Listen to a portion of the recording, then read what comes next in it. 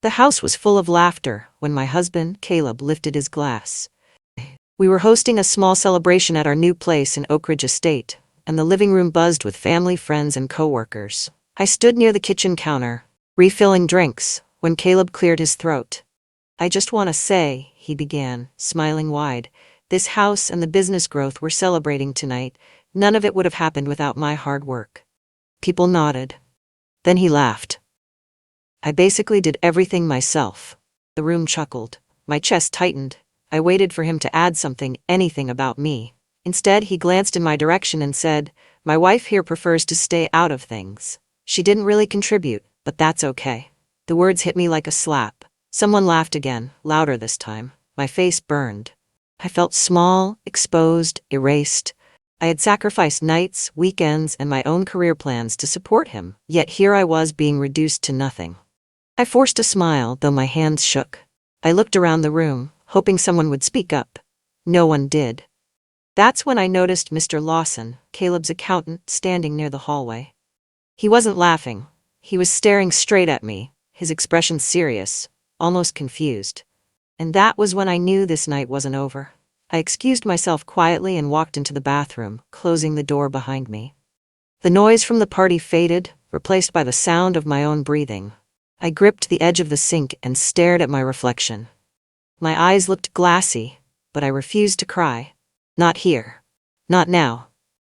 Caleb's words echoed in my head. She didn't really contribute.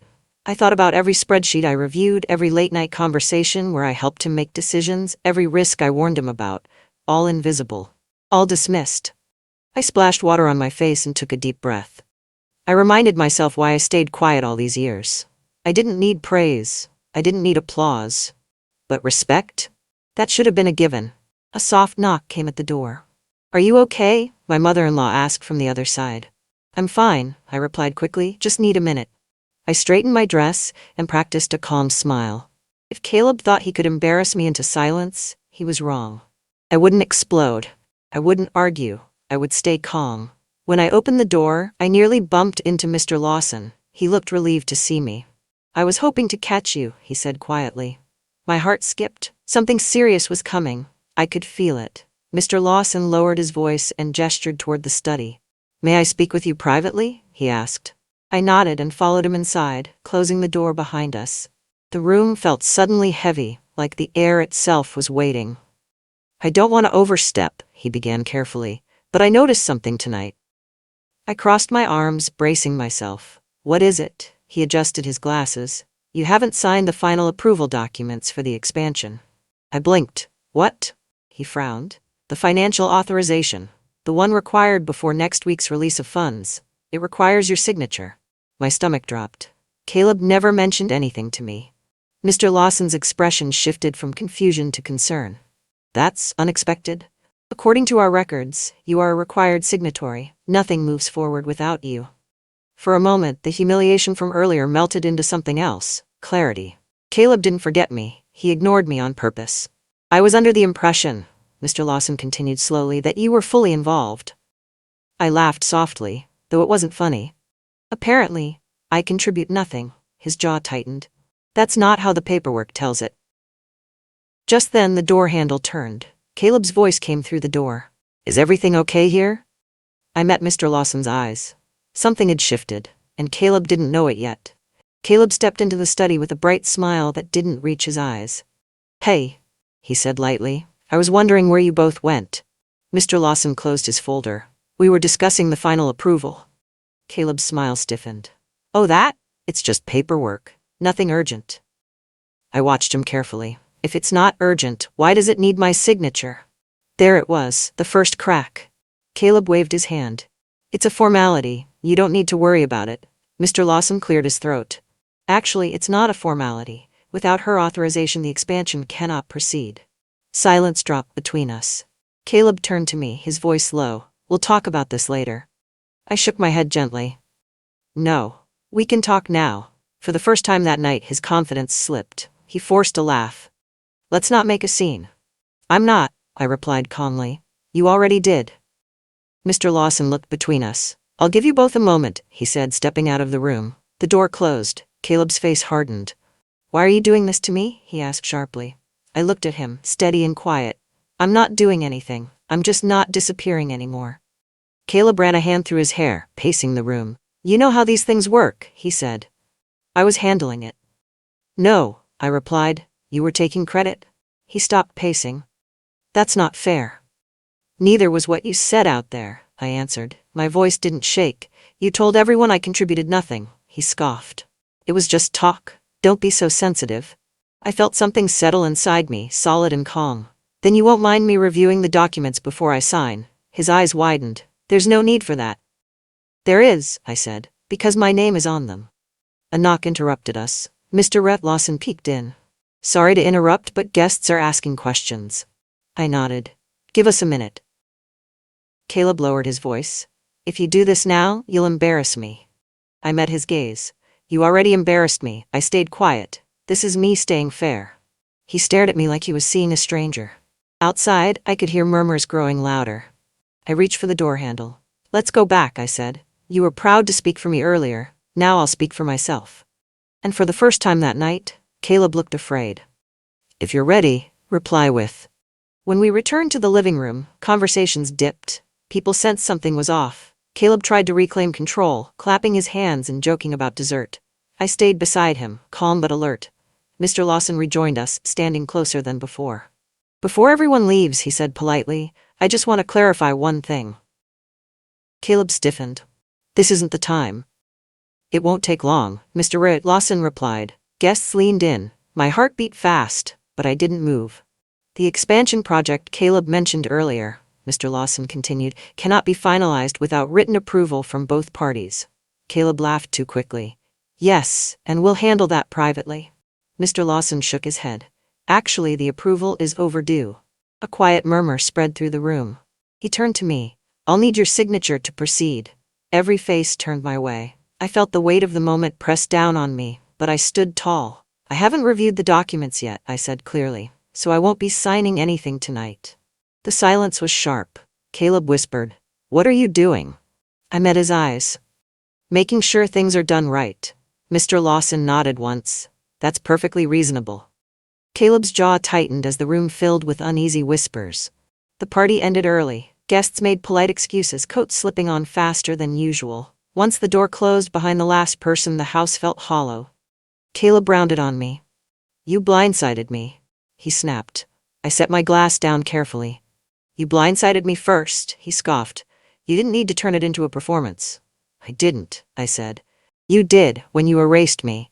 He opened his mouth, then closed it. For a moment he looked unsure. I worked just as hard as you, I continued. I reviewed contracts, I caught mistakes, I helped protect this business. You stayed behind the scenes, he argued. Because I trusted you, I replied. That word, trusted, hung heavy between us. Caleb looked away. Mr. Lawson will send the papers tomorrow, just sign them.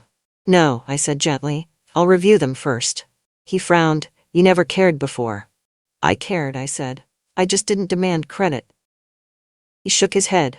You're overreacting. I felt something break free inside me. I'm reacting appropriately. For the first time. Caleb said nothing. He walked upstairs and shut the bedroom door.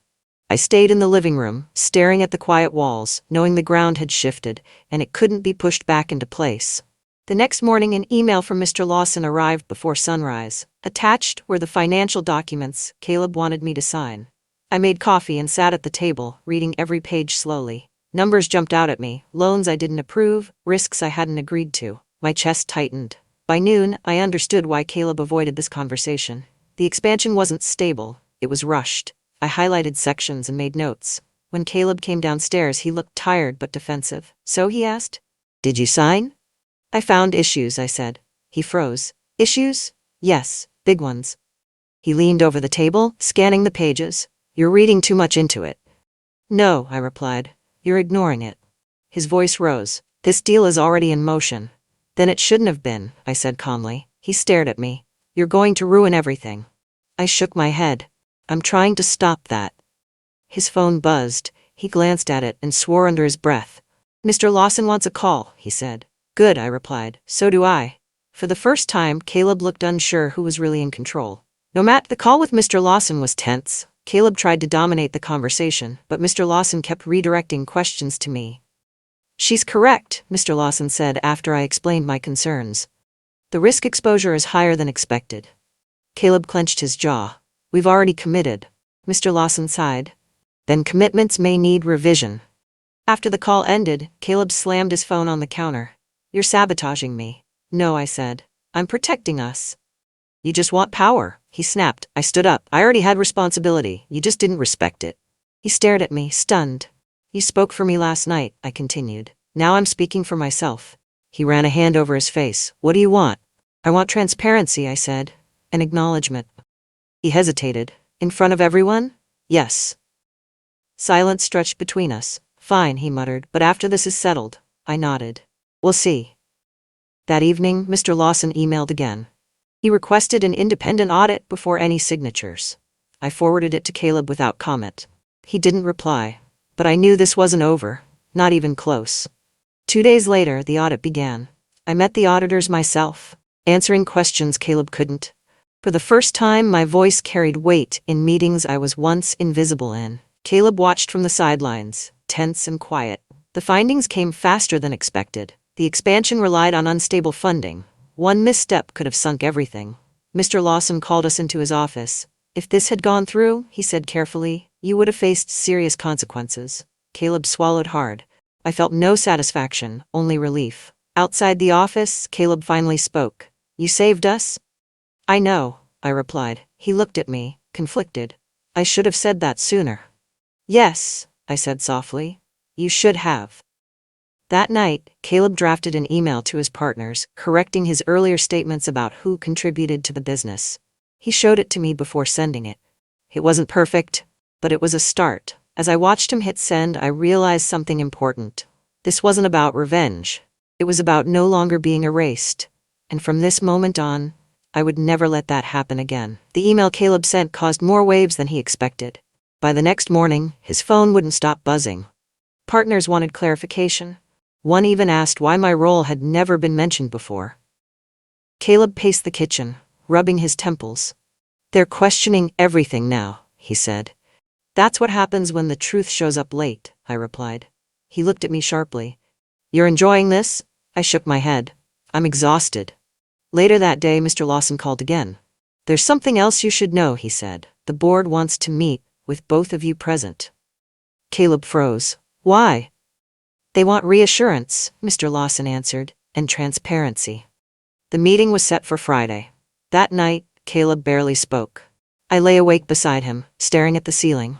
I wondered how long he'd been comfortable letting me fade into the background. Worse, I wondered how many times I'd allowed it. This wasn't just about business anymore. It was about respect.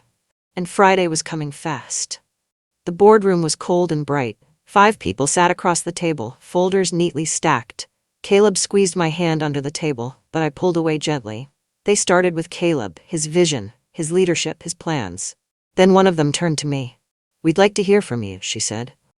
Caleb looked startled. I spoke calmly, explaining my role from the beginning.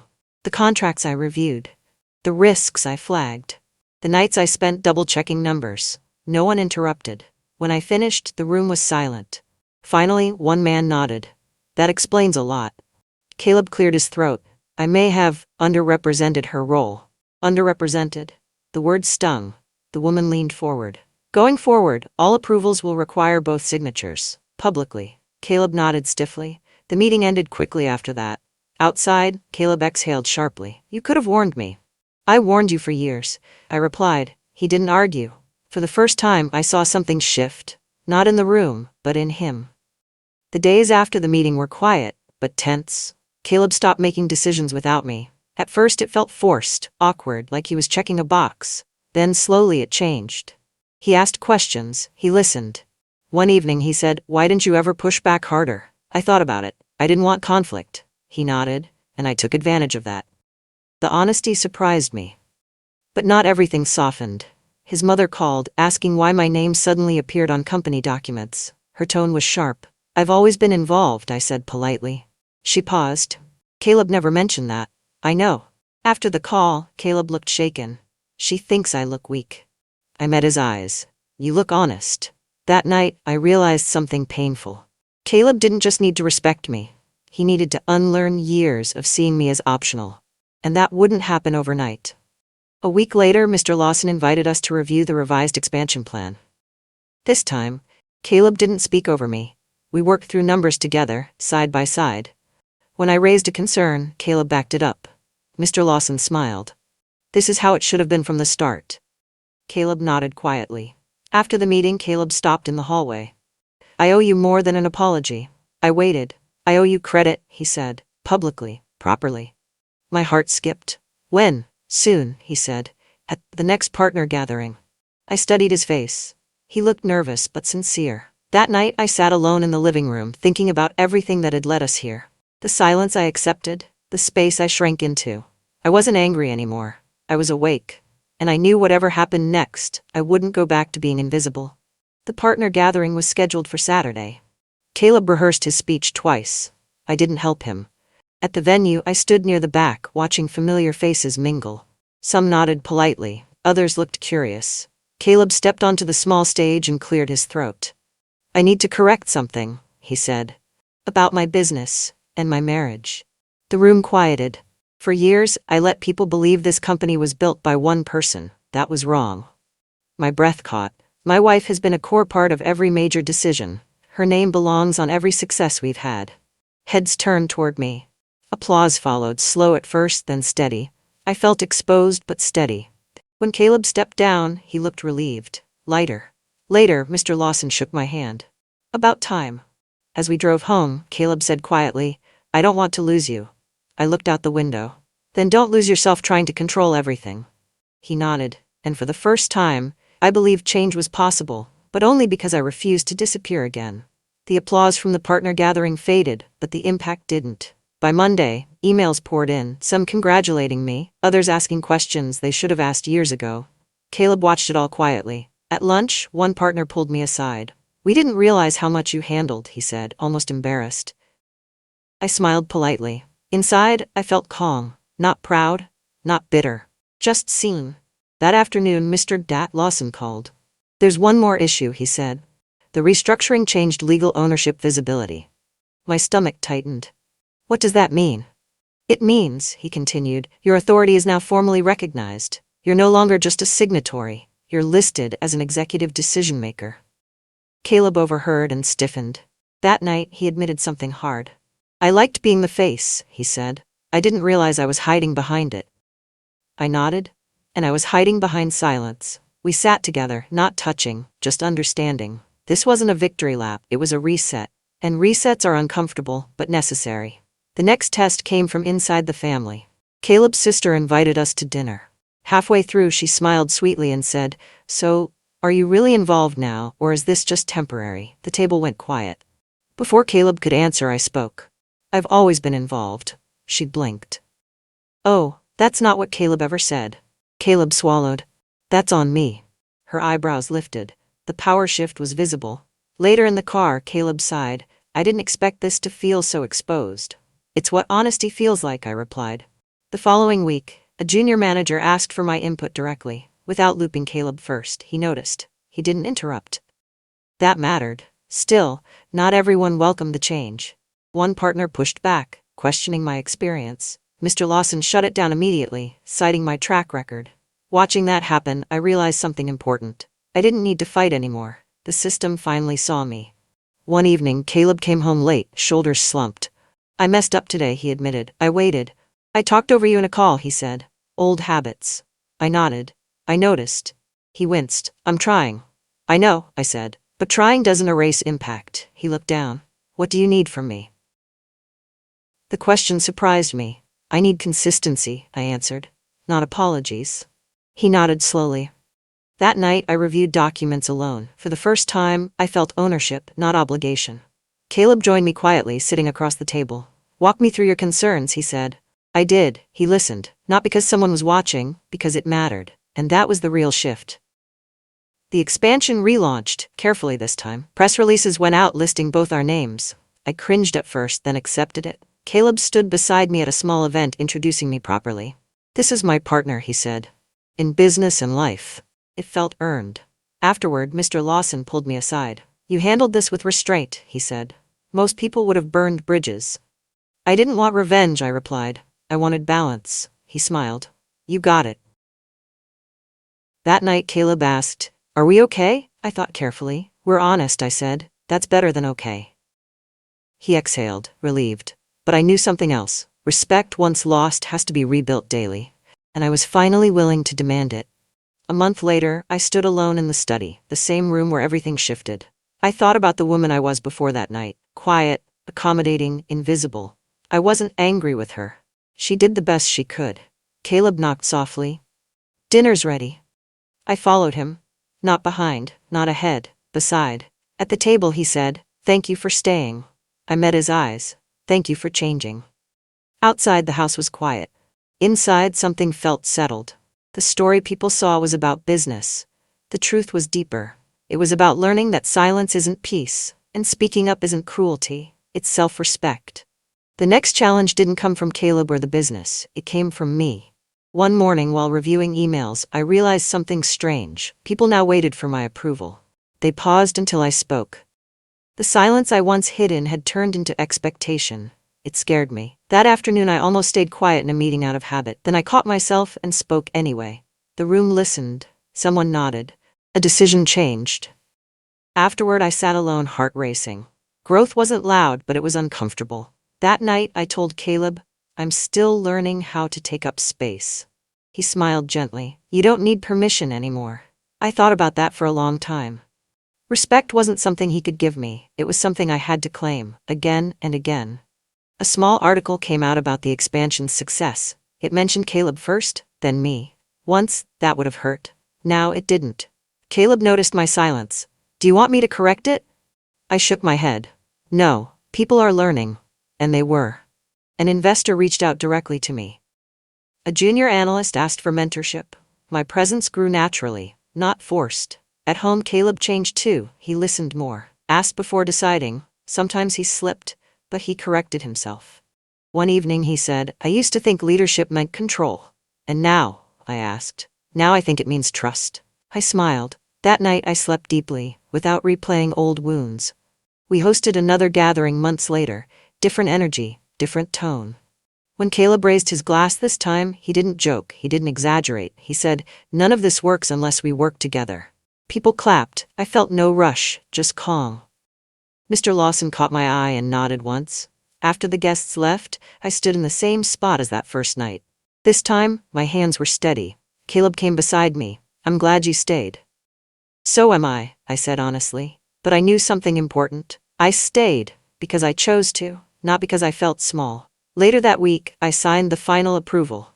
My name sat clearly beside Caleb's. No hesitation, no doubt.